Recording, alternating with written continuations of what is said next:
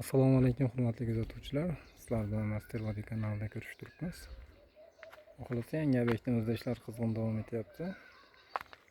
Kommentariyadagi ba'zi savollarga javob berib o'tib ketamiz.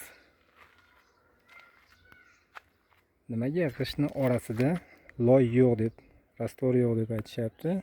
Bu yerda g'ishtni orasida loy yo'qligiga sabab bu oddiygina loyga uriladi. Sabab bizni joylarda rastvorda uriladigan bo'lsa, yoniga loy qo'yib yoki umuman rastvorda uriladigan bo'lsa, short juda ham ko'p chiqib ketadi. Aboylarda ham nimaki qanaqangi отделка remont qilinadigan bo'lsa, hammasi devordan ajralib, tuxum po'stlog'i kabi tushib ketadi. Shuni hisobiga bizni joylarda buni loyga uriladi. Xo'p, mustahkamligi nimaga, qanday bo'ladi? Mustahkamligi umuman bo'lmaydi degan akalarimiz, buni orasi ochiq, ko'ryapsizlar, orasi ochiq. Nimaga orasi ochib uriladi?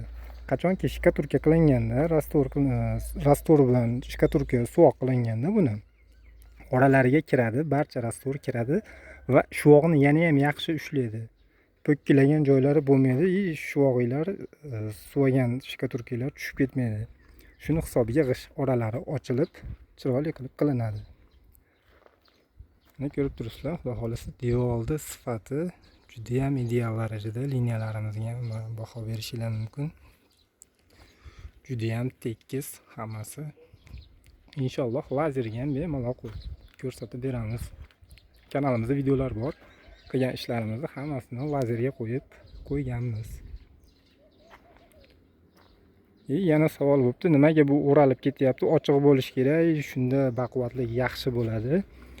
Biz lekin kengroq qilib qo'yamiz. Yana savollar bo'ldi. Armaturasi qani? Keyin svязка bo'lmaydi. Armaturani biz karkasni chiroyli qilib to'qib, keyin joylaymiz bu yerga. Nimaga? Sabab hozir qo'yganimizda devorimizga xalaqit berish mumkin. Shuni hisobiga. Tagini qanday baylaysizlar degan savolga, hop. Bu yerda hamma g'isht chiqadi, bemalol tagidan 2 dona g'ishtni olamizda, boylab qo'yamiz. Tamom. Hech qanaqa muammo bo'lmaydi boylashda. Shunaqa, xudo xolasa ba'zi savollarga javob berib o'tdik. Yana sizlarga qanaqa savollar qiziqtirsa, bemalol kommentariyada qoldirishingiz mumkin. Xudo xolasa kuzatib boringlar. Eng chiroyli, eng zo'r ishlarni sizlarga taqdim qilib boramiz. Ishimiz sifatiga bitta baho berib berasizlar.